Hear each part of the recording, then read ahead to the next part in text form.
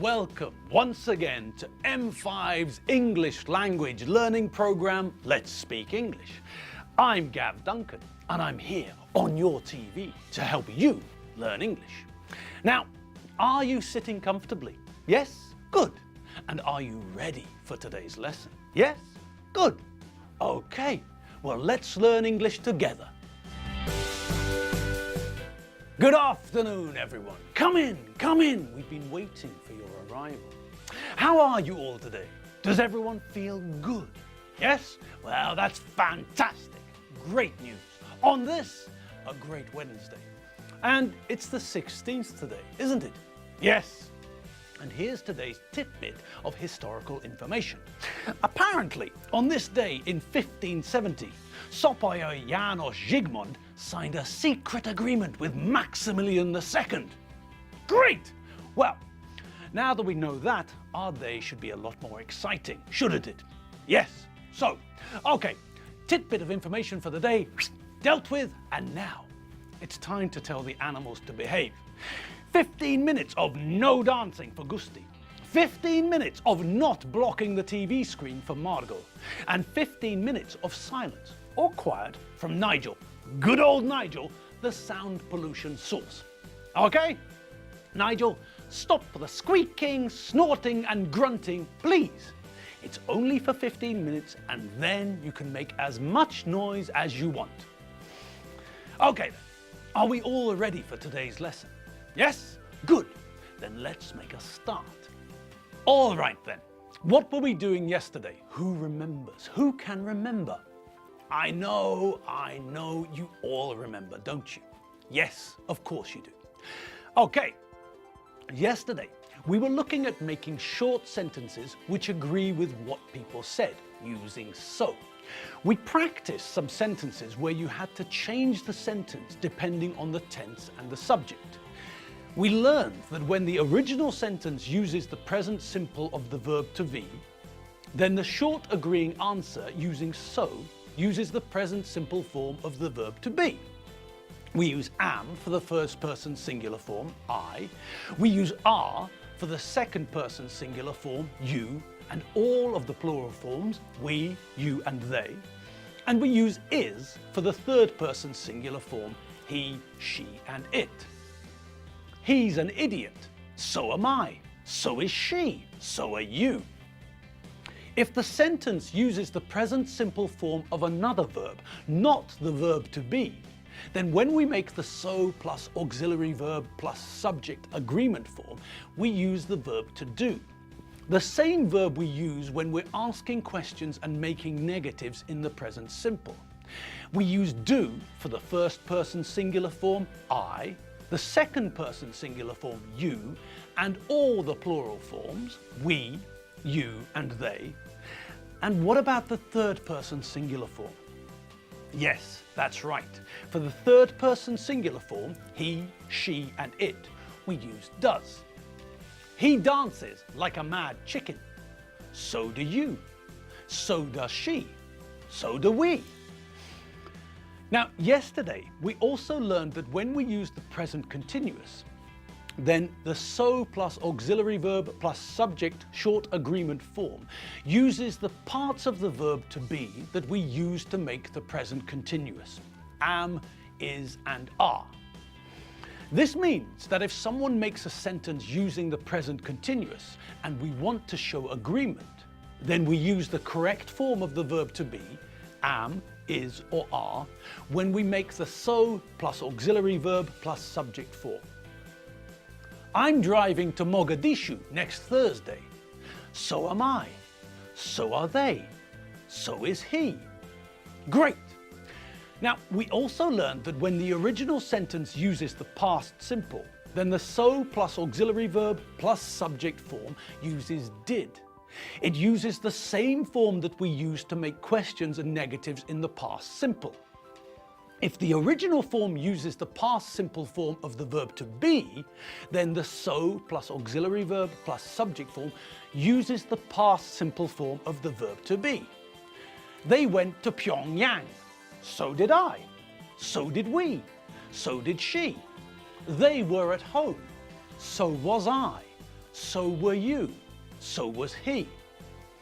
All right, now let's think about something else, shall we? What if we're making a short agreeing sentence using so, and the verb in the original sentence is will? Well, what do you think happens? Yes, that's right. If the original sentence uses will to talk about the future, then we also use will in the so plus auxiliary verb plus subject form when we want to show agreement. Here, try this one on for size. Expand the responses to the statement. My daughter will go to university next September. So my son, so my cousins, so I.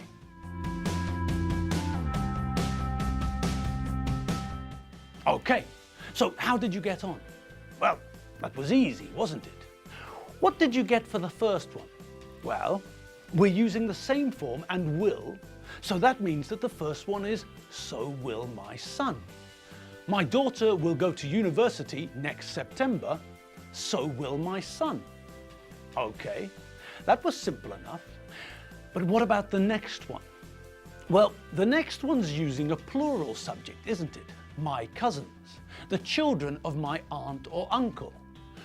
Okay, but what's the problem with the plural subject?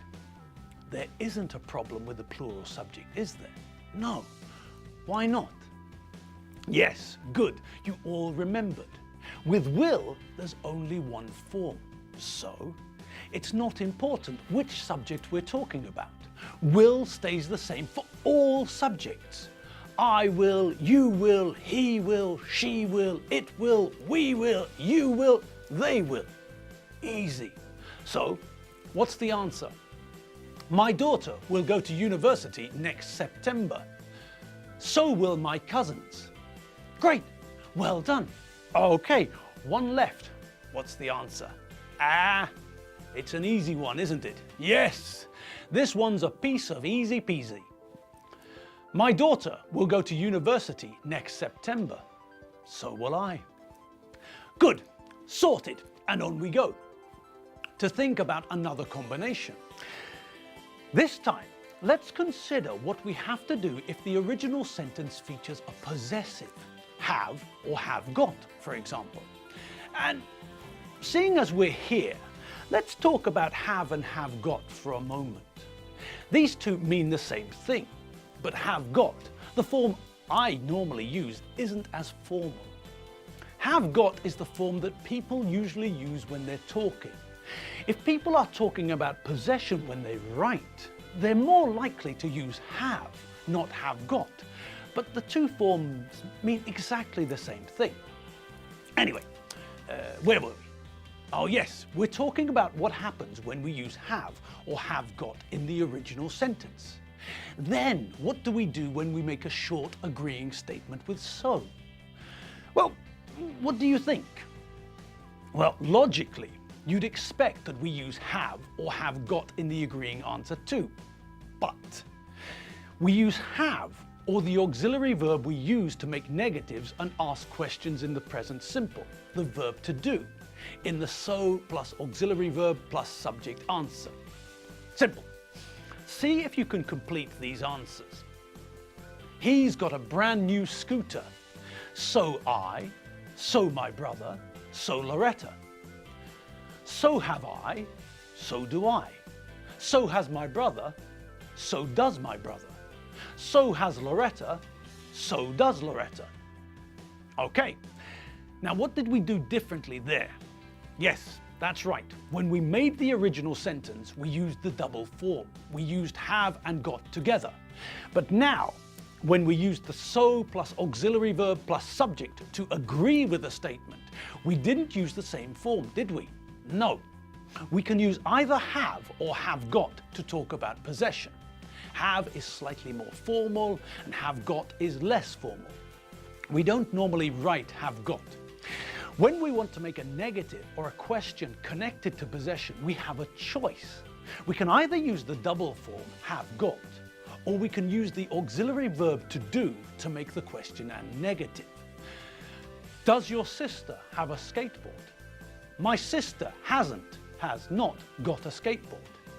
Has your sister got a skateboard? My sister does not have a skateboard. Do your next door neighbours have a dog?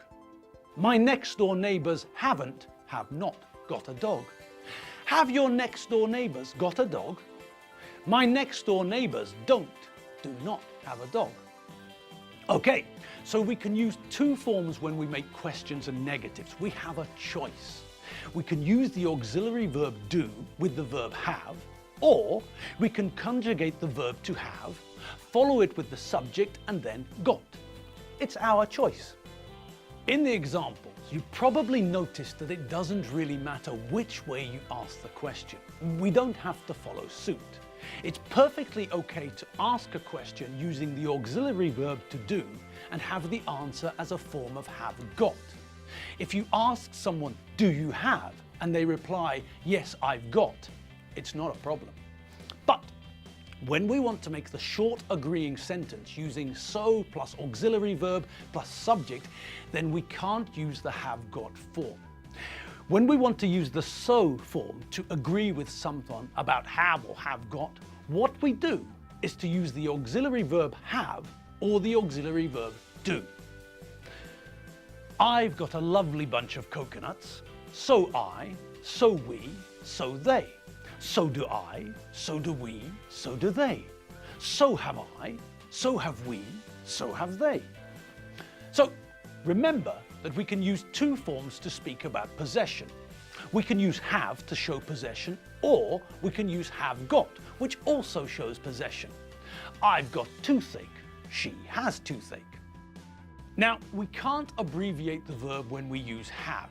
It would be too confusing. She's means she is. So if we try to abbreviate a sentence using have for possession, then people will get confused, won't they?